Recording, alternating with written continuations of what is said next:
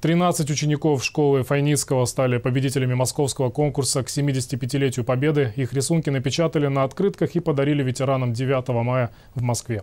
Вот так выглядела одна из открыток. Имя, фамилия автора, указанный город Тирасполь. Карантинные занятия художественной школы в Екатерининском парке на свежем воздухе. Ученики постарше рисуют ротонду, младшеклассники – лебедей. Но не тех, что спокойно разгуливают по газону. Куда грациознее вот эти. Одни рассекают водную гладь, другие смело позируют с голубями и изящно чистят перья.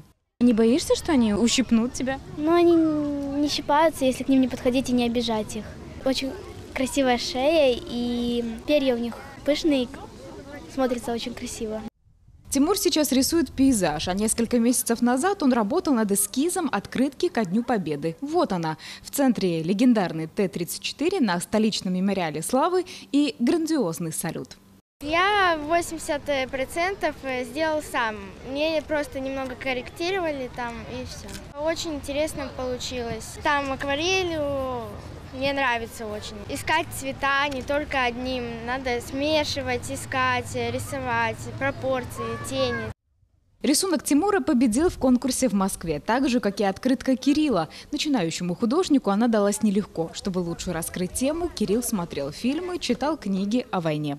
Я очень долго над ней трудился. Я пытался все сделать красиво.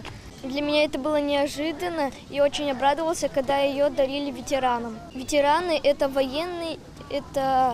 военные солдаты, которые прожили войну. Как ты к ним относишься? Ну, с уважением. Главное условие конкурса – рисовать не войну, а только символы и сцены победы. Работы отбирали известные художники России. 13 открыток победителей сейчас украшают Академию художеств в Москве. Одну ученицу предложили для участия в фестивале имени Спивакова. Мы отправили ее работу в Москву, и эта работа будет висеть на разных площадках в Москве.